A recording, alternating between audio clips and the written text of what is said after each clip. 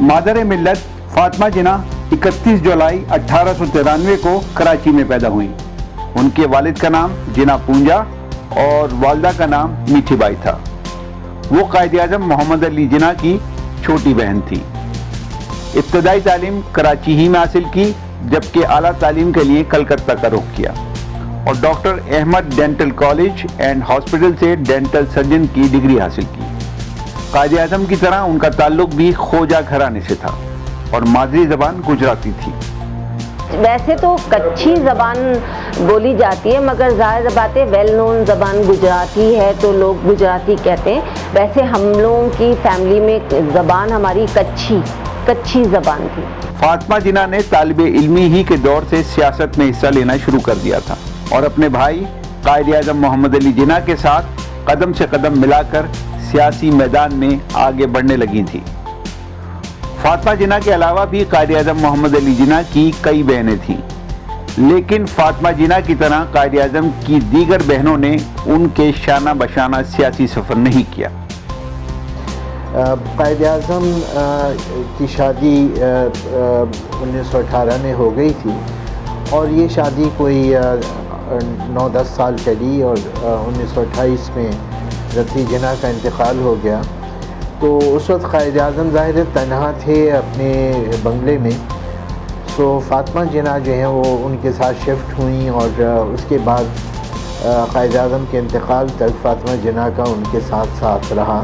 फातिमा जिना क्योंकि पूरा तूल और अर्ज़ में हिंदुस्तान में उन्होंने सफ़र किया, कायद आज़म के सिलसिले में मुसलमानों को जो है ना पाकिस्तान की तहरीक से आगाह किया और उनको बताया कि पाकिस्तान का क़याम क्यों ज़रूरी है। हकीकत ये है कि उनका एक मुकाम था, पाकिस्तान बनाने में भी उनका बड़ा हाथ रहा है।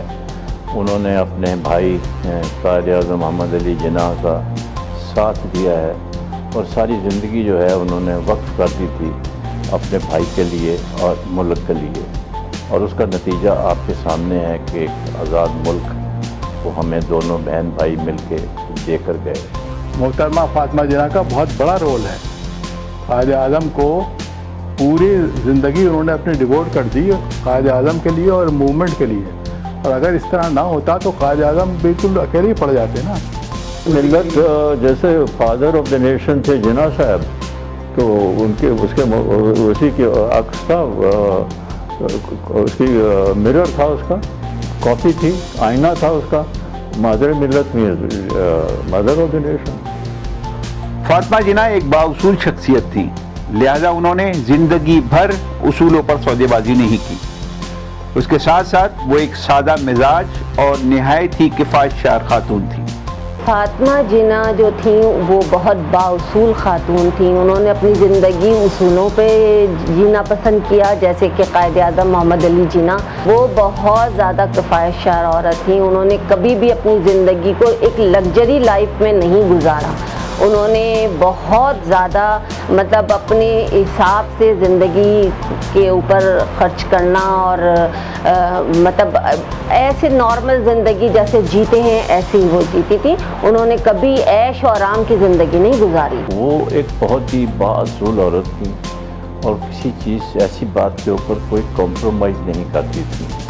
बहुत किफ़ायतशार थी। और एक वाक़या उनका ये है कि उनके यहाँ जितने भी मेहमान आया करते थे कायद आज़म के ज़माने में भी, उनके लिए सिर्फ एक चाय का कप की इजाज़त थी। और जो वो नाश्ता करते थे उनके लिए जो ब्रेड थी वो मेट्रोपोल से बन के जाती थी, बड़े साइज़ की। तो जब उन्हें पता चला तो उन्होंने उस ब्रेड को कहा, नहीं ये छोड़, हम 2 आदमी हैं और इतनी बड़ी ब्रेड की क्या ज़रूरत है। लिहाजा उनके लिए स्पेशल ब्रेड बनती थी और उसका सांचा आज भी मौजूद है। फातिमा जिना ने उम्र भर शादी नहीं की, ताहम बाज़ तारीखदानों का मानना है कि उन्होंने कॉलेज लाइफ के दिनों ही में शादी कर ली थी, लेकिन वो शादी चंद माह से ज़ायद नहीं चल सकी, जबकि ज़्यादातर मुअर्रिख इस राय से इत्तफाक नहीं करते। हमारे ख़ानदान में कभी भी हमारे बड़ों ने हमें ये नहीं बताया कि उन्होंने शादी भी की थी, बल्कि उनके लिए यही कहा गया कि उन्होंने अपनी ज़िंदगी जो थी अपने भाई के साथ मुल्क बनाने में सर्फ करी और वो अपने भाई के साथ शाना बशाना कदम मिलाकर हर जगह उनके साथ रहती थी। شادی بھی جہاں تک میری نالج ہے وہ اسی لیے نہیں کی انہوں نے کہ اگر وہ شادی کرتی اور وہ سب کرتی تو پھر وہ اتنا وقت مسلم لیگ کو اور قائد اعظم کو اور موومنٹ کو کیسے دے سکتی تھی. وہ تو پھر ایک اپنی دوسری زندگی شروع ہو جاتی ہے ان کی. نہیں دیکھیے یہ بھی غلط بات ہے. میں کہتا ہوں کہ فاطمہ جناح نے شادی کی تھی لیکن وہ شادی کامیاب نہیں ہو سکی, اور اس کے بعد کیونکہ وہ ڈینٹسٹ تھی بنیادی طور پر, اور انہوں نے پریکٹس بھی شروع کی بامبے میں. قائد اعظم نے ایک چھوٹی سی کلینک بنا کے دی تھی, لیکن ایسا نہیں ہے. انہوں نے شادی کی تھی اور میں بڑے وثوق سے یہ کہہ رہا ہوں, لیکن وہ شادی چل نہیں سکی اور بہت میرے خیال 3-4 مہینے سے زیادہ شادی رہ نہیں سکی. اٹس آلویز پاسبل کہ ایک انسان ہے وہ شادی کرنا چاہتا ہے, اس میں برائی کیا ہے؟ نہیں چلی تو نہیں چلی. ان کی ذاتی زندگی کے حوالے سے دوسری اہم بات یہ ہے کہ انہوں نے بحیثیت ڈینٹل سرجن بھی کبھی پریکٹس نہیں کی. تاہم اس حوالے سے بھی ہسٹورینز کی رائے میں فرق پایا جاتا ہے. بعض کا خیال ہے کہ انہوں نے 1923 میں بمبئی میں ڈینٹل کلینک کھولا, لیکن سیاسی مصروفیات کی بنا پر انہیں کلینک بند کرنا پڑا. وہ ایک ڈاکٹر تھیں, BDS کیا ہوا تھا انہوں نے, مگر میرے خیال میں انہوں نے اس کو اپنایا نہیں پروفیشن کو, اور وہ اپنے بھائی کے ساتھ پاکستان بنانے میں کام کرتی رہیں. تو ڈینٹل سرجن تھی, کوالیفائڈ تھی, لیکن انہوں نے وہ اس لیے نہیں کی کہ وہ تو پاکستان موومنٹ کے اندر انہوں نے سارا وقت اپنا ڈیوٹ کرنا شروع کر دیا. اگر وہ اپنا پروفیشن اختیار کرتی, انہوں نے تو ایک طریقے سے اس کو قربان کر دیا پاکستان موومنٹ کے اوپر. تحریک پاکستان میں فاطمہ جناح کا کردار اہم اور کلیدی نوعیت کا ہے. فاطمہ جناح نے آل انڈیا مسلم لیگ کی باقاعدہ رکنیت حاصل کی اور قائد اعظم کے ساتھ بڑے بڑے جلسوں اور اجلاسوں میں شرکت کی. تحریک پاکستان میں خواتین کو بیدار کرنے میں فاطمہ جناح نے جو کردار ادا کیا, اس کی تاریخ پاکستان میں کوئی دوسری مثال موجود نہیں. جو خواتین کو منظم کرنے کا کام تھا اس میں وہ پیش تھیں, اور خواتین کا ونگ بنایا گیا. اس کے اندر بہت اہم شخصیات شامل تھیں, اور فاطمہ جناح کا کردار اس میں قائدانہ نوعیت کا کردار تھا. نہیں, یہ میرا خیال ہے کہ ان کو ہمیں محدود نہیں کرنا چاہیے. ان کا جو کردار ہے وہ پورے عوام کے لیے تھا. میں یہ لفظ زیادہ اچھا استعمال کر رہا ہوں, عوام کے لیے, جیسے خواتین اور حضرات دونوں تھے. صرف قائد اعظم کے ساتھ وہ دونوں مرد اور عورتوں کے لیے کام کرتی تھی, لیکن ہاں انہوں نے خواتین کے لیے ہندوستان میں بھی اور یہاں بھی بڑا کام کیا, اور ان کی اپنی آرگنائزیشنز کو ڈیولپ کیا اور ان کی ٹریننگ کی. لیکن جو موٹو تھا ان کا وہ یہ تھا کہ خواتین لٹریٹ ہوں اور قوم کی خدمت کے لیے آگے آئیں. انہوں نے قومی رول ادا کیا ہے, چونکہ وہ اپنے بھائی کے ساتھ ساتھ ہی رہتی تھیں, تو اس لیے یہ کہنا کہ انہوں نے خواتین کے لیے کوئی خاص ایسی بات کی نہیں. ان کا ویژن اس لحاظ سے بڑا تھا, خواتین سے بہت بڑھ کے تھا. ایک وہ اپنے بھائی کے لیے, ایک ملک کے لیے لڑ رہی تھی, تو اس لیے یہ کہنا کہ وہ محدود تھا کسی خواتین کے حد تک نہیں, بالکل نہیں. وہ ایک قومی لیڈر کے طور پر مانی جاتی ہے. صرف خواتین نہیں بلکہ وہ تو پورے مسلم لیگ کے پورے موومنٹ کے اندر like any other leaders used to work. Naturally, being a lady, تو خواتین میں زیادہ ان کا وہ تھا حصہ. قائد اعظم ہر سیاسی معاملے پر فاطمہ جناح سے مشاورت کرتے تھے, تاہم بعض امور پر ان کی اصلاح بھی کیا کرتے تھے. فاطمہ جناح قائد اعظم کے مقابلے میں زیادہ بہتر اردو بول سکتی تھی, لہٰذا وہ قائد اعظم کی بات ہندوستان کے طول و عرض میں خاص طور پر خواتین تک پہنچانے میں اہم ترین کردار ادا کرتی رہیں. وہ سیاسی طور پہ بہت زیرک تھیں, یعنی بہت سمجھدار رکھتی ہیں, بڑا فہم رکھتی تھی سیاست کے بارے میں. اور قائد اعظم محمد علی جناح اکثر کہتے تھے فتھی یہ بتاؤ کہ میں نے جو ابھی مسلم لیگ کے ایگزیکٹو کونسل میں جو تقریر کی ہے اس سے تم مطمئن ہو یا میری کچھ غلطیاں ہیں. تو وہ آپس میں ڈسکس کر کے وہ ہمیشہ فاطمہ جناح سے پوچھتے تھے کہ اس کے بعد ہمیں کیا کرنا چاہیے. کی سیاست میں بھی ان کا براہ راست حصہ تھا. وہ اکثر قائد اعظم کے دوروں میں ان کے ساتھ شامل رہی, مختلف اجلاسوں میں انہوں نے شرکت کی, اور پھر خواتین کو مسلم لیگ کے پرچم تلے متحد کرنے کے کام میں بھی انہوں نے بڑھ چڑھ کر حصہ لیا.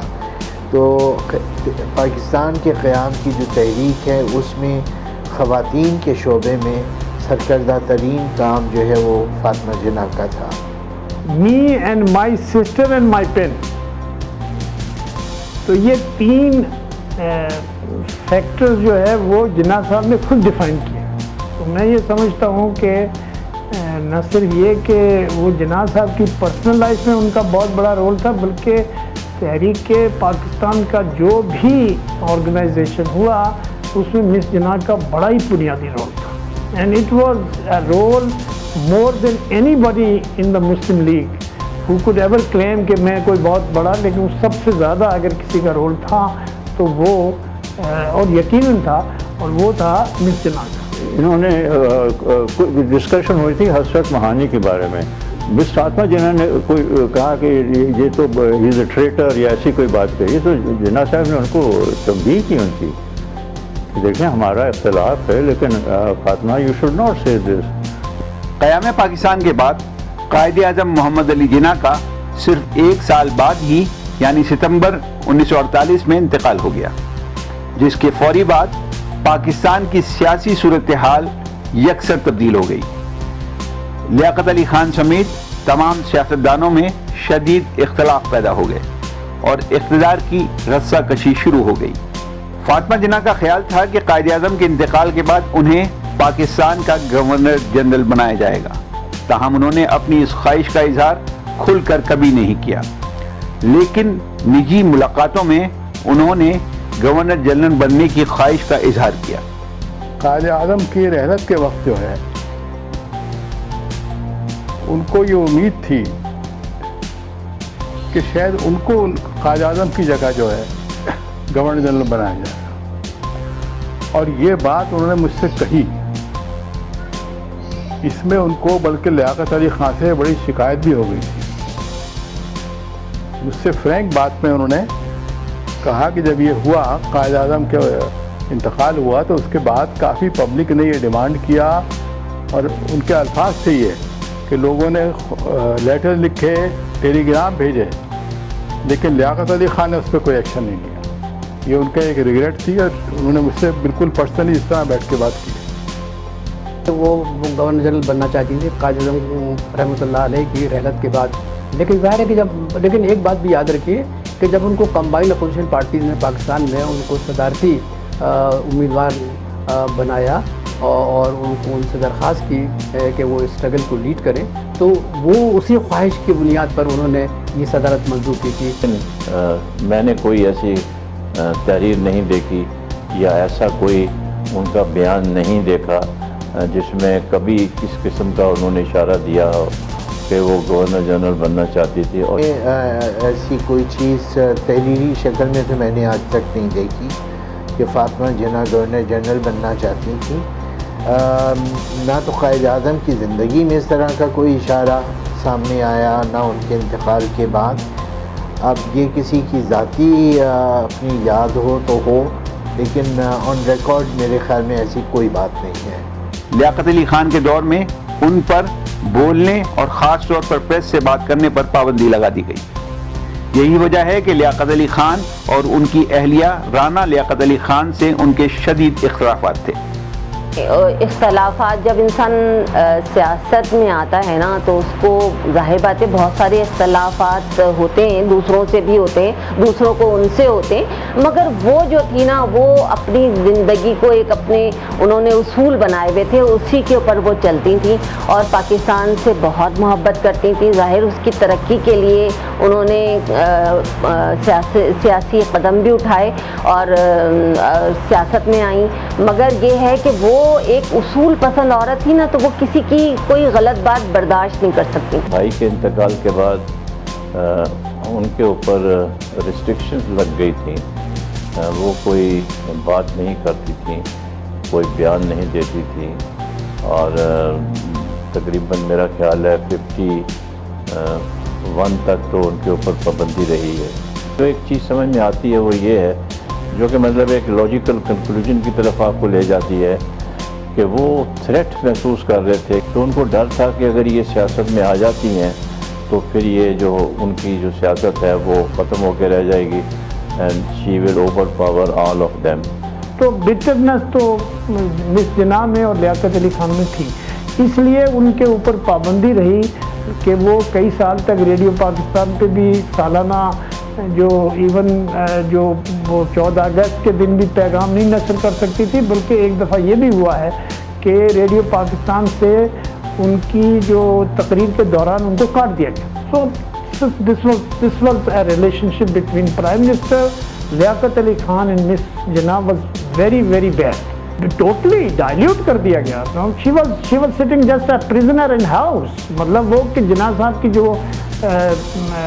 जो घर था या उसका जो पैलेस था उसमें वो कैदी थी, कुछ भी नहीं था उनका. जिन्ना का लियाकत अली ख़ान से ज़्यादा राना लियाकत अली ख़ान से कोई शख्सियतों का तसादुम था.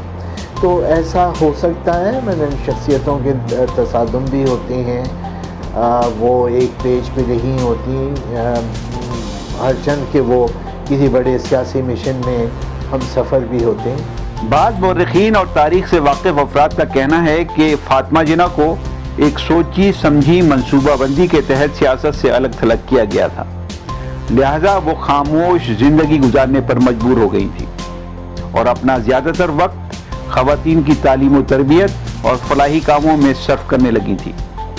लियाकत अली ख़ान के कत्ल के बाद फातिमा जिन्ना पर आयद पाबंदियाँ ख़त्म तो हुईं, लेकिन उस वक्त तक उन्हें मुल्की सियासी उमूर में गैर मौसर कर दिया गया था.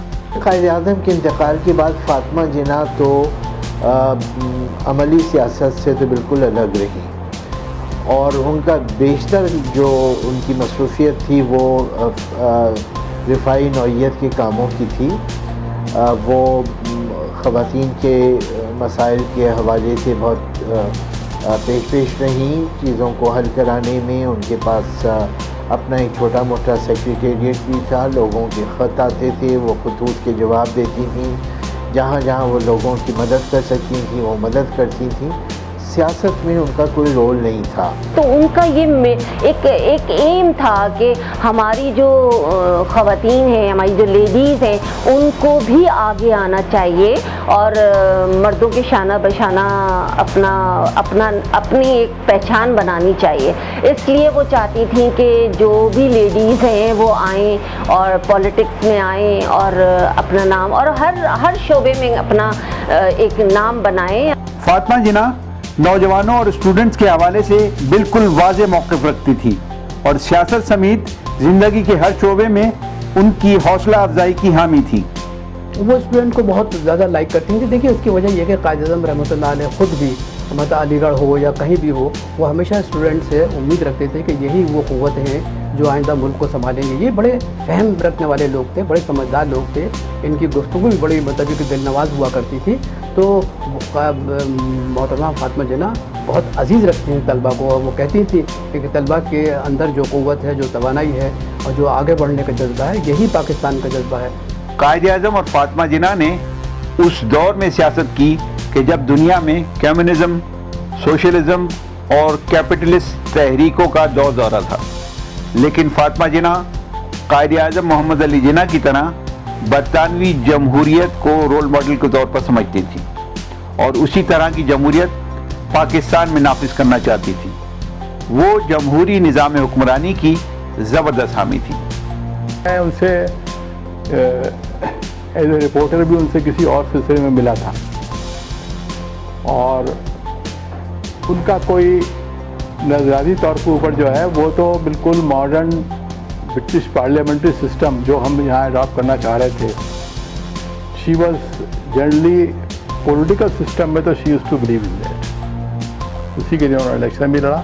ऑफ कोर्स पाकिस्तान आइडियोलॉजी वो तो हमारी बेसिक आइडियोलॉजी और ऑब्जेक्टिव थे, लेकिन जहाँ तक के सिस्टम ऑफ गवर्नमेंट और सिस्टम ऑफ डेमोक्रेसी का है वो वही parliamentary democracy on the British pattern, वही उनकी ट्रेनिंग थी और वही कायद-ए-आज़म की भी सारा वही थी. ये एक सिंबल थी वो जमहूरियत की. एक जैसे अक्विनो का जब इंतकाल हुआ, वहाँ पे अक्विनो को मारा गया फिलीपींस में, तो उनकी बीवी जो थी कोराजाइन अक्विनो, उनको उसके वो मिली ना, उनको इलेक्शन में हुआ, वो जीती प्रेसिडेंसी. अगर ये इलेक्शन अडल्ट फ्रेंचाइज पे होता तो मिस जिन्ना जीत जाती. کہ ایوب خان نے جو کچھ بھی کیا وہ مخالفت میں، پولیٹکس میں مخالفت میں، کیونکہ Miss Jinnah was probably the last hope for democracy in Pakistan and constitutionalism. Pakistan کا جو نقطہ نظر ہے وہ آئیڈینٹیفائی ہو رہا تھا جناح سے اور جناح کی بہن سے، اور وہ تھا constitutionalism, democracy, democratic constitutionalism Pakistan کے لیے ضروری تھا. پاکستان کی تاریخ میں ایک ایسا بھی دور گزرا ہے کہ جب ہر دوسرے مہینے ملک کا وزیر اعظم بدلتا تھا اور سیاستدانوں میں اقتدار کی ہوس عروج پر تھی. یہ فاطمہ جناح کے لیے بہت تکلیف دہ دور تھا کہ جس کی وجہ سے وہ کرب میں تو مبتلا رہتی تھی لیکن کوئی سیاسی ایکشن لینے کی پوزیشن میں نہیں تھی. لیکن وہ بالکل خوش نہیں تھی پاکستان کے حالات سے. ایوب خان کا جب مارشل لا لگا تو اس وقت ایک بیان ان کا ضرور آیا تھا جس کے اندر انہوں نے جو ملک کے حالات تھے اس وقت کے، جن حالات میں وہ مارشل لا لگا تھا ان حالات سے اپنی بدظنی کا اظہار کیا تھا، مایوسی کا اظہار کیا تھا. پھر پاکستان کے سیاسی افق پر ایک ایسا بھی دور آیا کہ جب ملک میں سیاست حرام قرار دے دی گئی اور field marshal general Ayub Khan نے اقتدار پر قبضہ کر لیا. جنرل ایوب خان کے حوالے سے یہ بات بھی نہایت اہم ہے کہ قائد اعظم نے سزا کے طور پر انہیں ایسٹ پاکستان بھیج دیا تھا. قائد اعظم ایوب خان کو افکار و کردار کی وجہ سے ناپسند کرتے تھے، یعنی قائد کے ناپسندیدہ ترین فوجی جنرل نے قائد کے پاکستان کی حکومت پر قبضہ کر لیا. ایوب خان وہ آدمی ہیں جن کے بارے میں جناح صاحب کے ایکسپریسڈ نہیں آرڈر تھے کہ ان کو ریٹائر کر دیا جائے آرمی سے، اور اسکندر مرزا نے اس فائل کو چھپائے رکھا. ایوب خان کو اگر وہ ریٹائر کر دیتے تو پاکستان نومن تیل ہوتا اور نہ رادہ ناچتی نہ ایوب خان حکومت میں آتا. پھر ایوب خان نے قائد اعظم کے مقرر کردہ پاکستان کے دارالحکومت کو ایک نیا شہر آباد کر کے کراچی سے اسلام آباد منتقل کر دیا. اس پر فاطمہ جناح نے شدید رد عمل کا اظہار کیا. Miss Jinnah was never in favour of shifting capital to Rawalpindi. بھائی آپ بتائیں کہ راولپنڈی شفٹ کرنے کا آخر سینس کیا تھا، سوائے اس کے کہ بھائی وہ جی ایچ کیو میں پاور شفٹ ہو رہی تھی اور پاور شفٹ ہو گئی. دیکھیے فاطمہ جناح کے رد عمل کے بارے میں تو اخبار بھرے پڑے ہیں. انہوں نے اس بات کو پسند نہیں کیا. انہوں نے کہا کہ کراچی کو شفٹ نہیں ہونا چاہیے تھا، بلکہ آپ کو معلوم ہے کہ گڈاف کے قریب جو علاقہ ہے یہ آلریڈی مختص کر دیا گیا تھا کیپٹل کے لیے. لیکن بعد میں آپ کو معلوم ہے کہ جو کچھ ہوا وہ ایک تاریخ ہے، اس پر کیا بات کرنی. لیکن یہ ہے کہ کراچی کو شفٹ کرنے کے سلسلے میں نہ صرف کراچی کے عوام بلکہ فاطمہ جناح جو تھی وہ بھی بہت ناراض تھی، برہم تھی، اور وہ نہیں چاہتی تھی کہ ایسا کوئی قدم اٹھایا جائے. لیکن وہ قدم اٹھایا گیا اور کراچی سے شفٹ ہو گیا کیپٹل اسلام آباد. یہ جو کیپٹل شفٹ ہوا ہے یا جو بھی فیصلے کیے گئے تھے اور جو مارشل لا گورنمنٹ نے فیصلے کیے تھے ان سے تو وہ did not agree with that.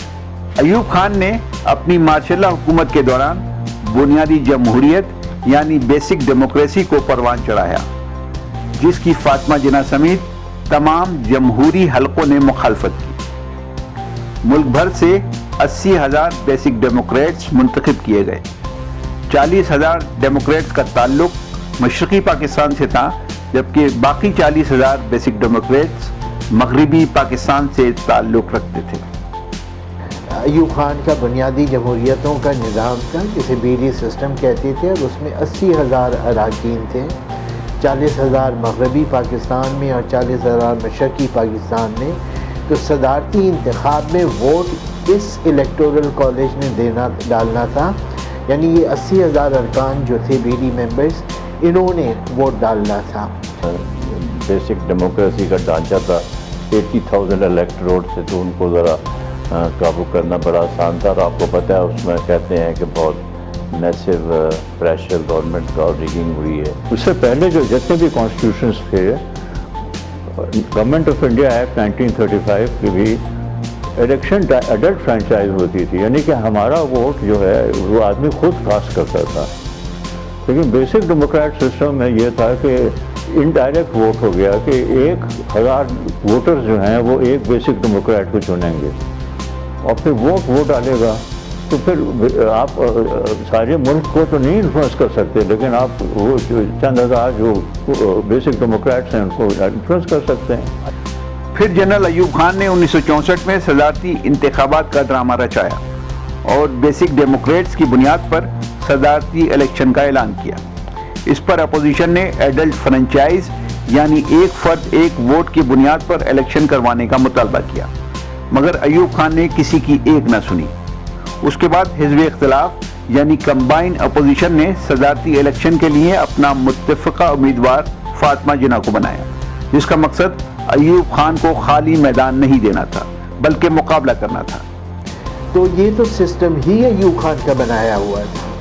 So us system کے اندر انتخاب لڑنا، یہ اس ذہن کے ساتھ انتخاب لڑا گیا تھا کہ ایوب خان کے سسٹم ہی کے اندر ہم انتخاب لڑ رہے ہیں تو کامیابی تو شاید نہ ہو، لیکن کم از کم انتخابی مہم کے دوران، جلسوں کے دوران ہمیں موقع ملے گا اپنا پوائنٹ آف ویو لوگوں تک پہنچانے کا۔ دلچسپ بات یہ ہے کہ جماعت اسلامی کے بانی مولانا مودودی بھی کمبائن اپوزیشن کا حصہ تھے کہ جنہوں نے ایوب خان کے بارے میں سخت موقف اختیار کیا۔ اگرچہ فاطمہ جناح اس کے لیے راضی نہیں تھی، تاہم جب کمبائن اپوزیشن کے اہم رہنما فاطمہ جناح کے پاس اپنی خواہش لے کر پہنچے تو وہ الیکشن لڑنے اور ایوب خان کا مقابلہ کرنے کے لیے تیار ہو گئیں۔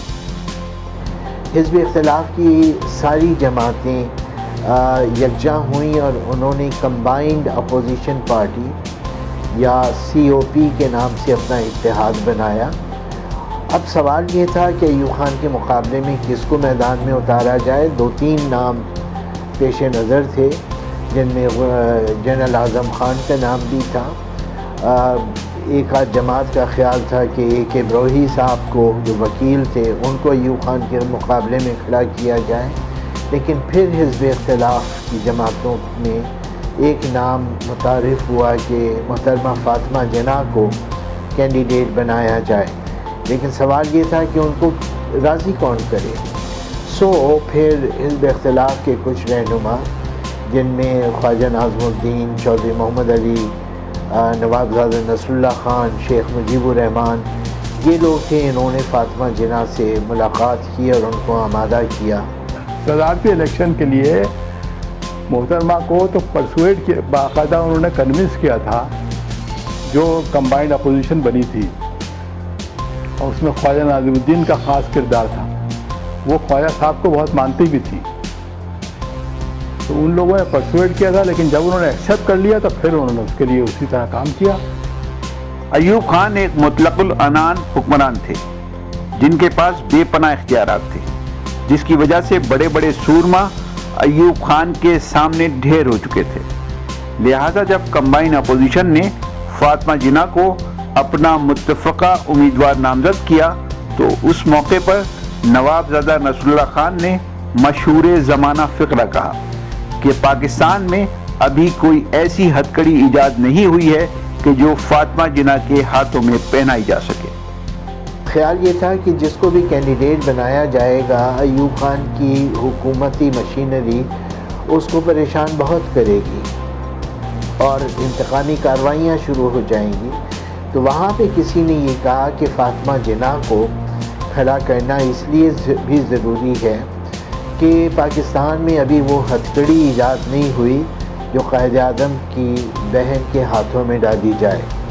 یہ جملہ جو ہے یہ نواب زادہ نصر اللہ خان نے ایک سے زائد مرتبہ اپنی تقریروں میں بھی دہرایا، اپنے انٹرویوز میں بھی اس کا اظہار کیا۔ جو ایوب خان کے خلاف جو الائنس بنا تھا، ان لوگوں نے ان کو کھڑا کیا تھا۔ انہوں نے خود پرسنلی کوئی اتنا اس کے اندر انیشیٹو، یہ ضرور ہے کہ ان کا ایک کنوکشن تھا، اور وہ شروع سے تھا ان کا، کہ جو پاکستان میں خرابیاں ہو رہی ہیں، جو کرپشن ہو رہا ہے، اور جو ہم ہٹ گئے اپنے ایم سے، اس کے اندر ان کا کنوکشن تھا، اور وہ انہوں نے بڑے جوش اور جذبے کے ساتھ انہوں نے اس کو ایکسیپٹ کیا یہ چیز۔ لیکن یہ ہے کہ انہوں نے خود سے کوئی انیشیٹو نہیں لیا تھا اس کے اندر۔ یہ تو جب ان لوگوں نے پروپوزل لے کے گئے، اور خاص طور سے خواجہ ناظم الدین ان کے پاس گئے اور ان لوگوں نے کہا، تو ان کے کہنے پر انہوں نے ایگری کیا اس کو۔ صدارتی الیکشن کی مہم شروع ہوئی تو فاطمہ جناح کی کردار کشی کی مہم بھی شروع کر دی گئی۔ ایوب خان کے بیٹے گوہر ایوب نے کراچی میں ریلی کے دوران فائرنگ اور ہنگامہ آرائی کر کے اپنے باپ کی دی ہوئی ناجائز ریاستی طاقت کا مظاہرہ کیا۔ ذوالفقار علی بھٹو جو اس وقت ایوب خان کی کنونشن لیگ کے سیکرٹری جنرل تھے نے فاطمہ جناح کی کردار کشی کی مہم میں بڑھ چڑھ کر حصہ لیا۔ فاطمہ جناح کو غدار اور ملک دشمن تک قرار دیا گیا اور ان کی نازیبہ تصاویر اخبارات میں شائع کروائی گئیں۔ اس موقع پر ذوالفقار علی بھٹو نے یہاں تک کہا کہ اگر ایک عورت ملک کی سربراہ بن گئی تو ملک مشکلات سے دوچار ہو جائے گا۔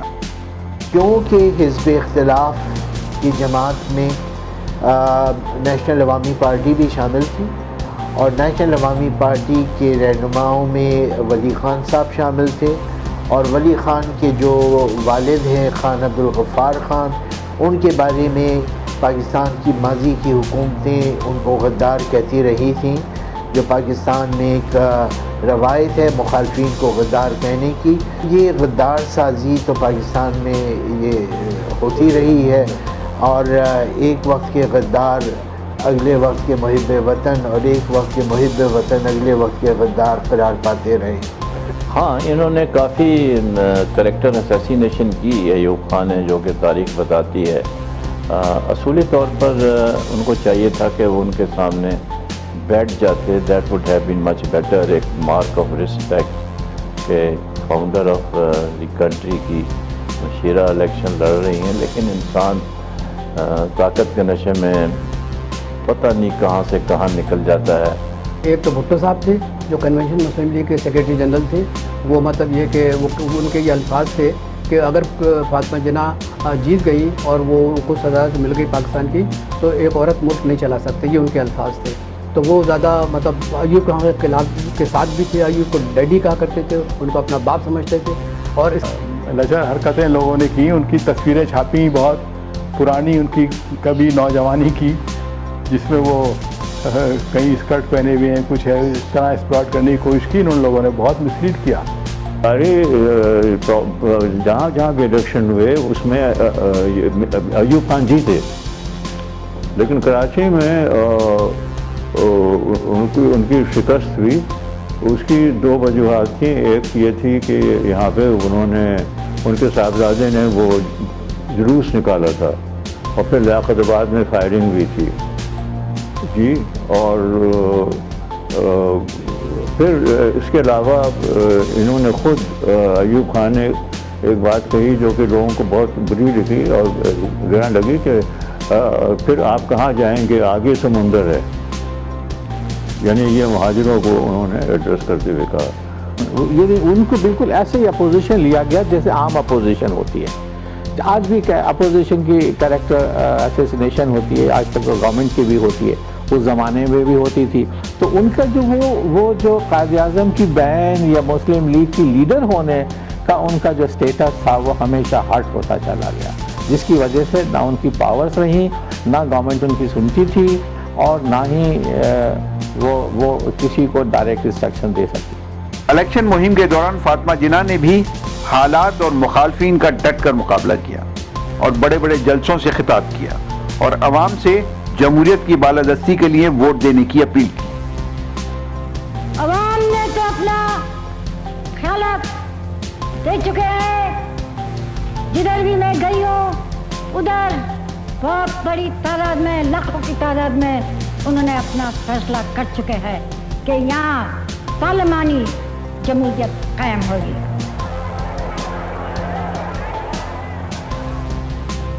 یہ ووٹ آپ کے ہاتھ میں امانت ہے، اور مجھے امید ہے کہ آپ یہ ووٹ کو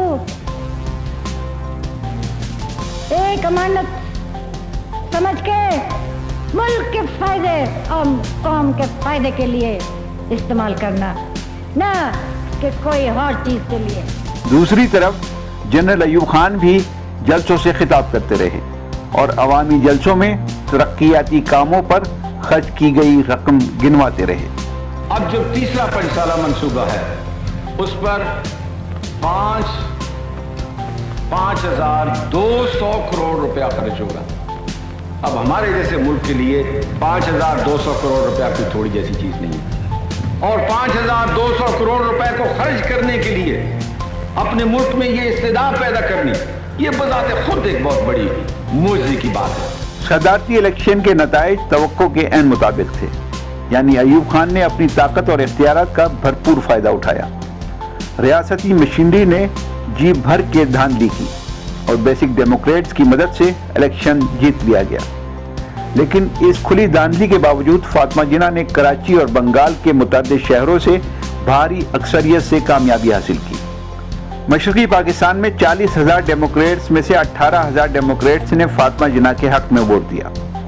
ये न सिर्फ हैरान कुन बात थी, बल्कि इससे ये भी साबित हुआ कि फातिमा जिन्ना मशरकी और मगरबी पाकिस्तान के दरमियान आखिरी पुल का किरदार अदा कर रही थी, जो आने वाले वक्त में साबित भी किया, और फिर मशरकी पाकिस्तान मगरबी पाकिस्तान से अलग हो गया।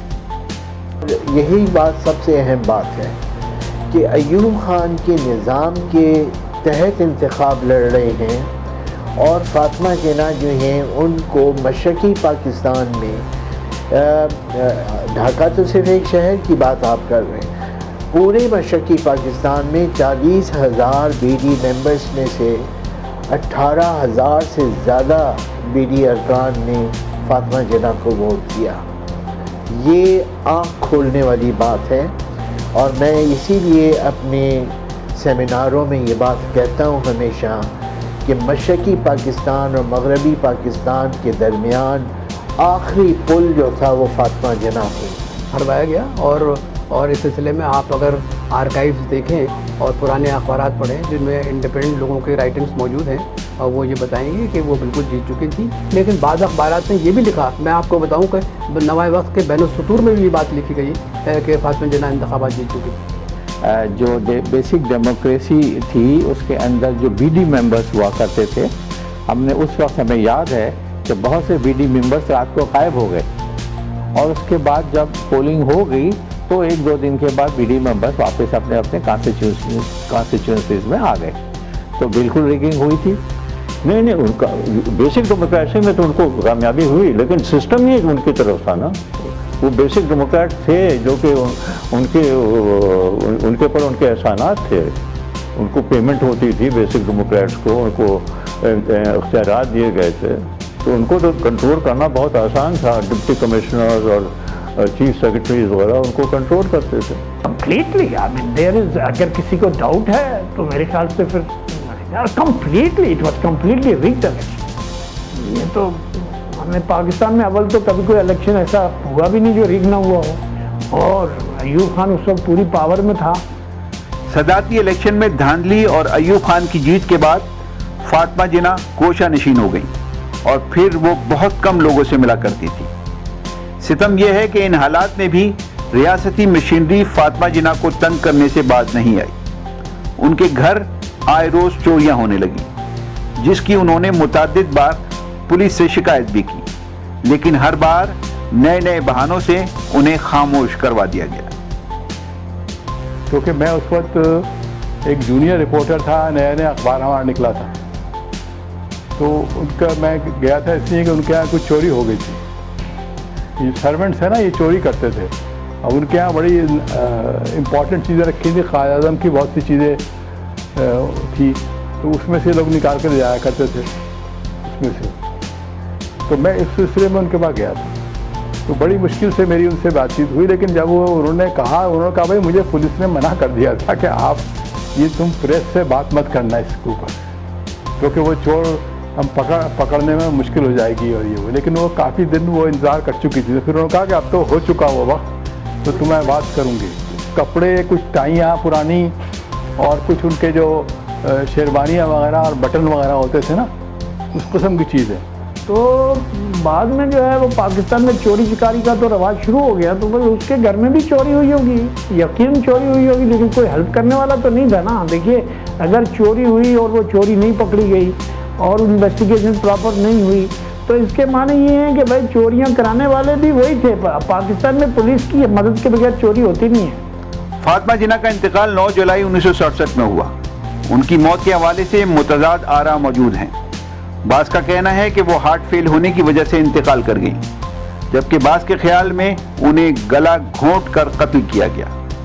मगर ये हकीकत है कि उस वक्त के शाह से ज़्यादा शाह के वफादारों ने कोशिश के बावजूद फातिमा जिन्ना का पोस्टमार्टम नहीं होने दिया।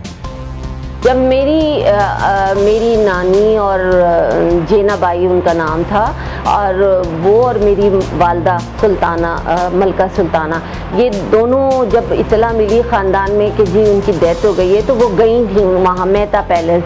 तो मेरी मदर ने ये हम लोगों को आके बताया था कि जब उनको नहला के वापस लाया गया तो उनके गले पे ना उंगलियों के निशान थे, जैसा लगता था कि वो उनका किसी ने गला घोंट के उनको मारा है, क्योंकि वो सबसे ऊपर टॉप में एक रूम होता था जो आज भी है, जाहिर बात है, वहाँ वो सोया करती थी, तो वो मुर्दा हालत में ही पाई गई थी। 67 में उनकी डेथ हुई, मैं खुद 16 बरस का था, मुझे काफ़ी कुछ चीज़ें याद हैं। और ये बड़ा जो एटलीस्ट जो कराची के पब्लिक थी, कराची के अवाम थे, वो ये मानने पर तैयार नहीं थे कि फातिमा जिन्ना का इंतकाल हुआ, जबकि वो एक रात पहले एक शादी की तकरीब में गई थी, और उसी रात को अर्ली मॉर्निंग ये ऐलान हुआ कि फातिमा जिन्ना जो है वो इंतकाल कर गई हैं। तो पहली बात तो कि कराची की पब्लिक, यहाँ की लोकल पब्लिक ये मानने पर तैयार नहीं थी इसकी कॉज ऑफ डेथ को। मैं इस वाक़े में ये बिल्कुल समझता हूँ कि मिस जिन्ना को कोई ना कोई अननेचुरल तरीके से मारा गया, क्योंकि जो उनके गुस्ल देने वाली खातून थी उनको कुछ निशानात मिले थे जो उनकी गर्दन पे भी थे और कुछ इस तरह के से। तो मैं समझता हूँ कि मिस जिन्ना जो है वो पॉलिटिकली ख़तरा तो थी उस वक्त की जो भी अयूब खान की एस्टेब्लिशमेंट थी, तो इसकी पॉसिबिलिटी को रूल आउट नहीं कर सकते, because she was not naturally, she didn't die naturally.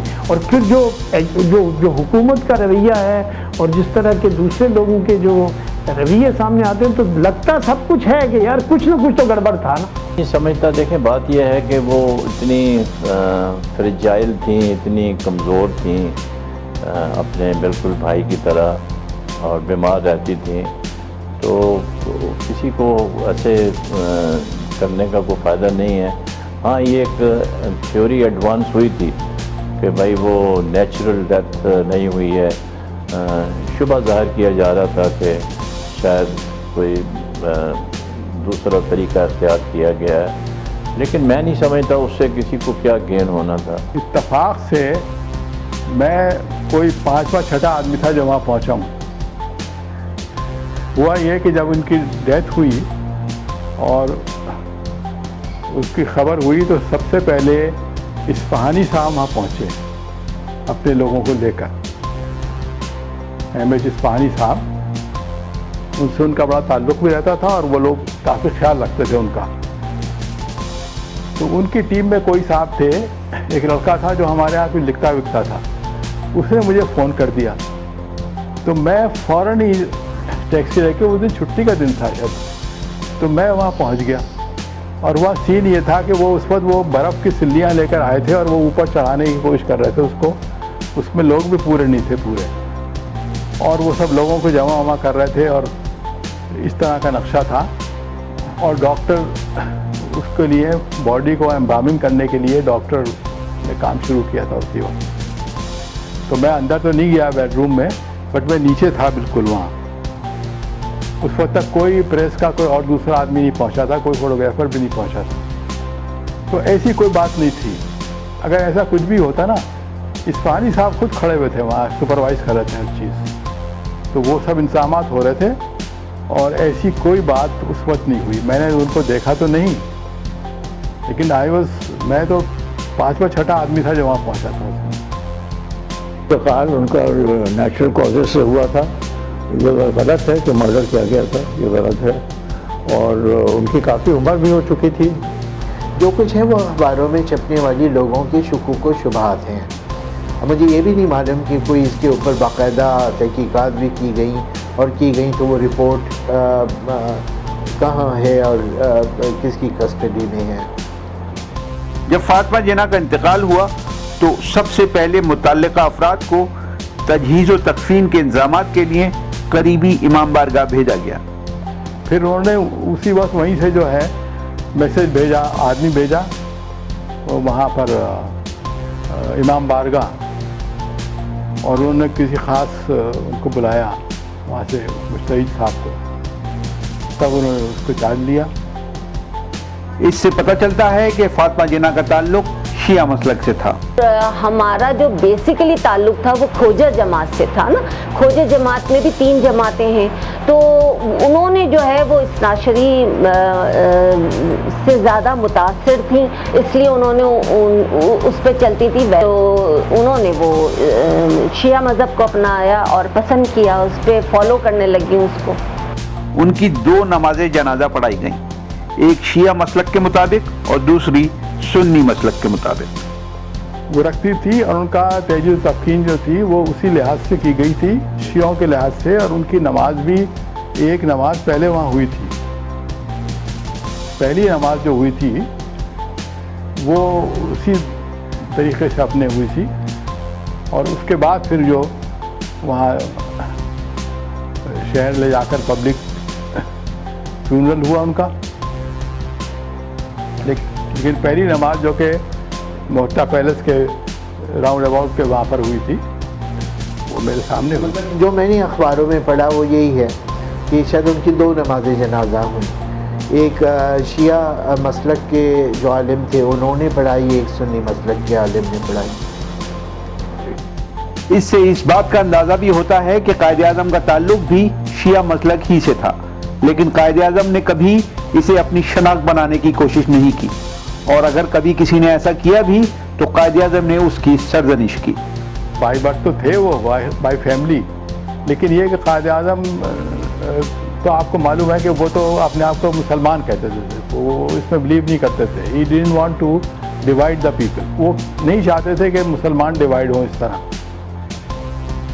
اس سلسلے میں میری ایک دفعہ راجہ محمود آباد صاحب سے بڑی بات ہوئی تھی، قائد اعظم نے ان کو بڑا ڈانٹا تھا ایک لحاظ سے، کیونکہ قائد اعظم تو ان کے وہ بھی تھے نا، گارجین بھی تھے، تو انہوں نے ایک دفعہ کوئی ایسی بات کر دی تھی کسی میٹنگ میں اور کسی لیٹر کے اندر، تو قائد اعظم نے ان کو بڑا سمجھایا بھی تھا اور ڈانٹا تھا کہ یہ اس طرح مت کرو، یہ کوئی وقت نہیں ہے کہ مسلم قوم کو ڈیوائڈ نہیں کرنا، ہمیں یونائٹ کرنا ہے۔ فاطمہ جناح کی تدفین کے حوالے سے قابل ذکر بات یہ ہے کہ ابتدا میں مزار قائد کے احاطے میں ان کی تدفین روکنے کی کوشش کی گئی، تاہم عوامی احتجاج کے بعد مزار قائد کے احاطے ہی میں ان کی تدفین کی گئی۔ اصل میں وہ الاؤ نہیں کر رہے تھے نا، گورنمنٹ کے جو لوگ تھے وہ الاؤ نہیں کر رہے تھے کہ یہاں کسی کی تدفین ہو، حالانکہ اس کے بعد پھر دیکھیں رانا لیاقت علی خان وہ بھی وہیں سائٹ پر ان کی تدفین کی گئی، وہیں فاطمہ جناح کی بھی کی گئی تھی، مگر ظاہر بات ہے یہ خواہش شاید فاطمہ جناح کی بھی ہوگی کہ جب وہ زندگی میں ساتھ رہیں اپنے بھائی کے، تو مرنے کے بعد بھی ان کو وہیں جگہ ملنی چاہیے تھی۔ ان کی خواہش یہ تھی کہ قائد اعظم کے برابر میں ان کی تدفین کی جائے، جبکہ اس وقت کی گورنمنٹ یہ اس کے حق میں نہیں تھی، لہٰذا اس چھوٹے سے کراچی میں، آج کا کراچی تو 3 کروڑ کا کراچی ہے، اس وقت کے کراچی میں 4 لاکھ سے 6 لاکھ لوگ ایجیٹیشن کے لیے باہر نکلے، ہنگامے ہوئے، آگے لگی۔ اس کے بعد گورنمنٹ اس بات سے تو مانی کہ قائد اعظم کے برابر میں ان کی تدفین کر دی جائے، لیکن جہاں تک ان کے مرڈر کے حوالے سے چیز تھی وہ دب گئی۔